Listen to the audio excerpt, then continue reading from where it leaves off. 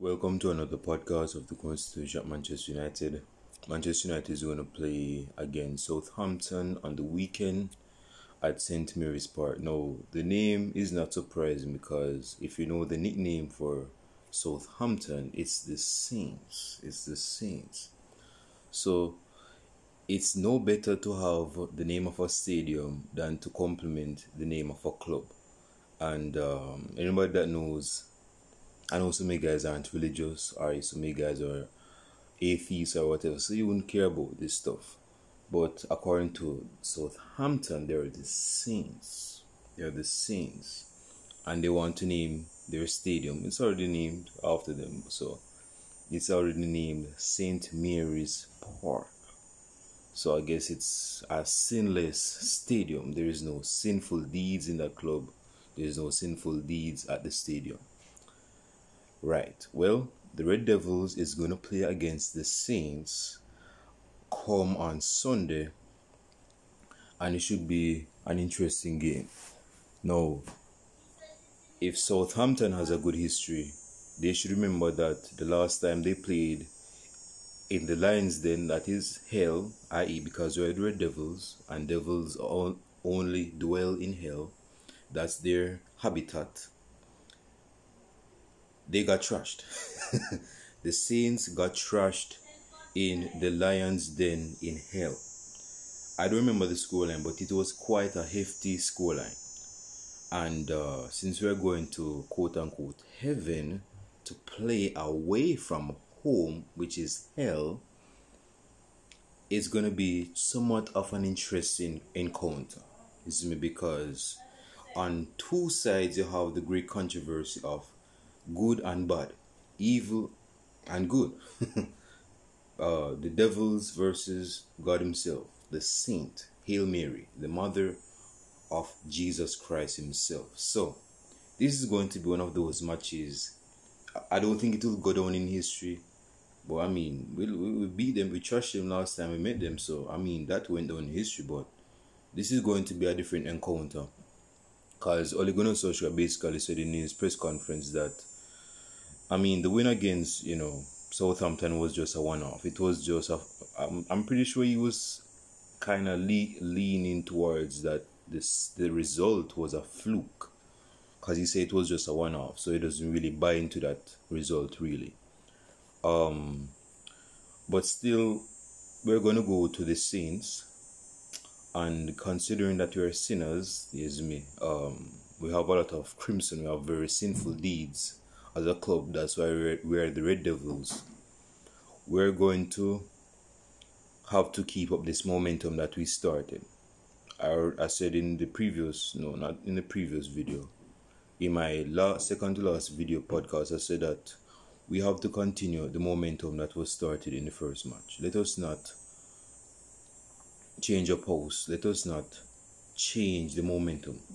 If we want to win the Premier League, which we should be winning the Premier League, we should be on our way to greatness. Once Arsenal, started their winning streak and it became an undefeated streak, that was very contingent. It was very continual. It was going on and on. It's not like they lost the first 3 games and they start going on this lengthy, prolonged winning streak or unbeaten streak.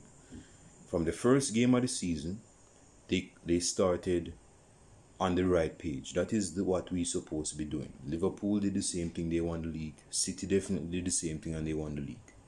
That's what we need to be doing, man.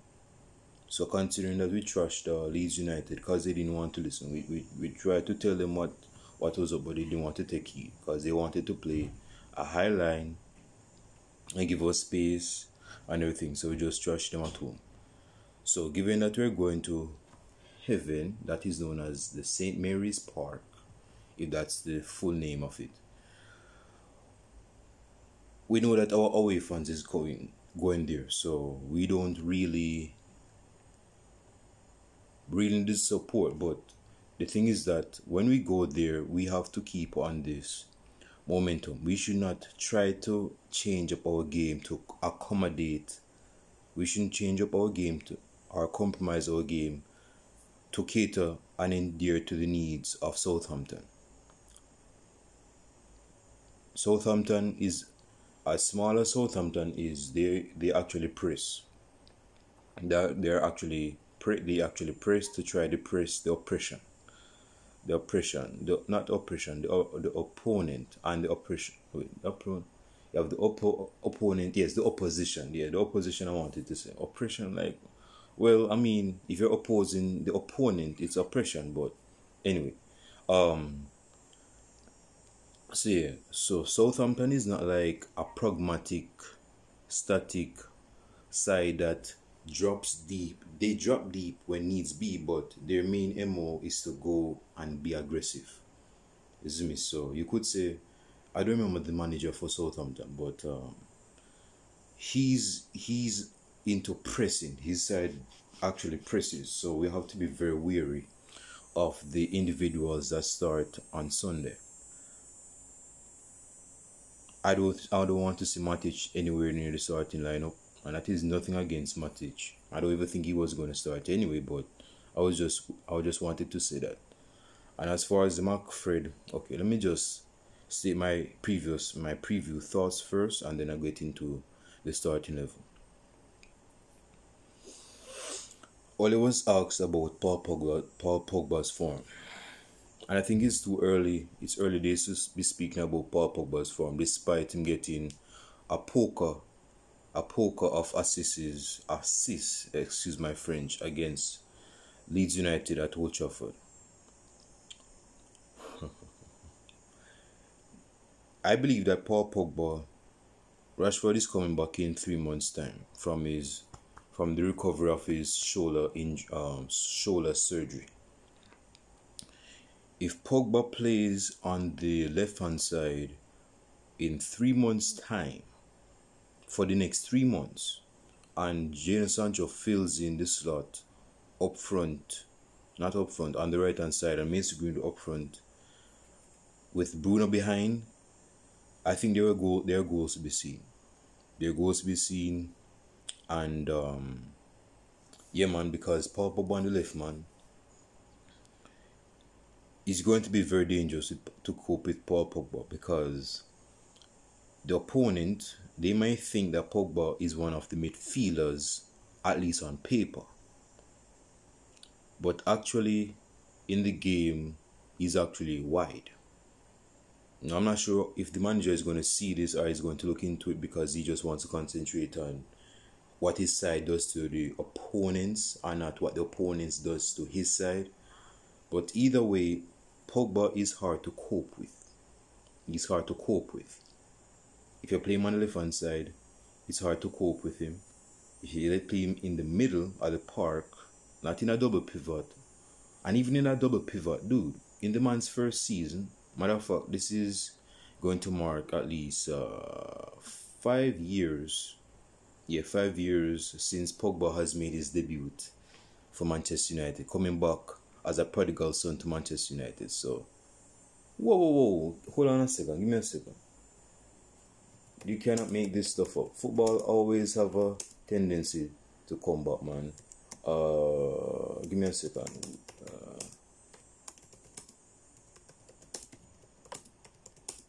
This is football facts for you, man.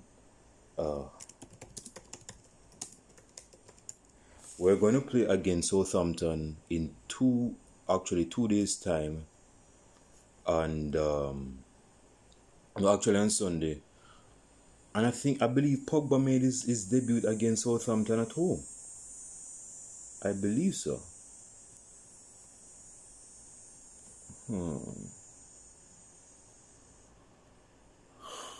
Yeah, I believe. Yeah, it's Southampton. Yeah, he made his debut against Southampton 5 years ago, and he's gonna play against Southampton in 2 days' time. So, of course, it's a different Southampton side, but we have no excuse, man. We have no excuse. Southampton sold their best striker to Everton. I believe he went to Everton. He went to Aston Villa. So we're in a good place, man. If we keep up the momentum that we have right now, play the best individuals, in the right positions, we can actually do damage. We can actually destroy, dare I say it, we can actually destroy the Saints. Is me.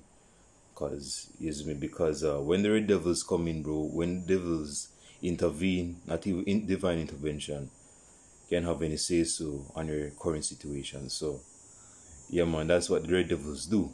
And the Saints have no say so. So, going into the starting lineup, and of course, if your starting lineups below who you want to start, who you believe will be starting.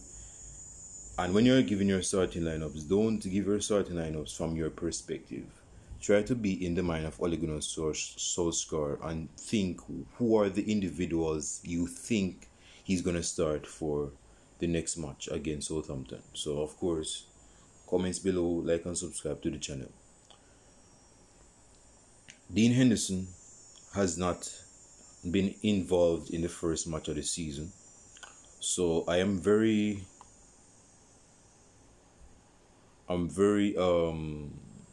skeptical as to who is going to start between the sticks, whether it's Dean Koons or the Wall of Spain. I'm not, because David De Gea didn't get a clean sheet. It was a very good long range goal scored against him. I don't think Neuer could even save that. So to give or to cut David De Gea some slack, I don't think any keeper could have saved that. But with that being said, in terms of who is starting, I think I'm overthinking this, but considering who is manager for Manchester United, Ole Gunnar Solskjaer has not stated who is going to start and who is going to be second fiddle, because he doesn't have the balls to say, yo, I want you to be my main starting man, and I want you to be the second man in question, I don't want you to have any authority when it comes down to starting. So you're going to be second fiddle. If he gets injured, of course you're going to slot in, and Tom Heaton is going to be behind you, So I don't think he has stated that verbally. So I'm guessing he's kind of playing it off, so to speak, as saying, I have David De Gea here, so I have Dean Henderson right here, so my name. Maybe that's why he chooses goalkeeper. Who knows? But if I'm going with my gut instinct, and again, I think I'm overthinking this, but sometimes you need to overthink things just to get things right? So I think he's going to go with David De Gea again. So may not agree with that choice, but I'm going to go with David De Gea again. Maybe Ole Gunnar Solskjaer wants to wake up the 2017-2018 the 2017-2018 David De Gea before he went into a box. So he's trying to get David De Gea to reinvent himself as a goalkeeper. We'll see. David De Gea as a starting goalkeeper, of course, Wan-Bissaka. Speaking of which, a question was posed to Ole Gunnar Solskjaer in terms of who is going to start against Southampton, and he asked, what did you see in your latest signing, that is Raphael Varane? What are the qualities that attracted you to him? Why did Manchester United as a whole go in the hole for Raphael Varane? And Ole kind of played it off and say, I know that you know football for a long while, so I know the answer to that rhetorical question, but he's quick, he's good in the air, he can play off both feet, he can slide tackle, he's very powerful, he's fast, and etc. So I'm kind of going on a limb here, and I'm saying that Raphael Varane is going to actually start. Yeah, that is where the big house is going to start against Southampton. I think Victor Lindelof has to pack his bags now and settle and be content with being second stringers, because when Raphael Varane starts with Harry Maguire, there's no turning back. If Varane gets injured, God forbid, then Victor Lindelof can slot in, but I believe Varane will be starting on Sunday with Harry Maguire at the centre back, and of course Luke Shaw as left back. Oh, give me a second. Let me Oh, where's my give me a second. I'll be right back.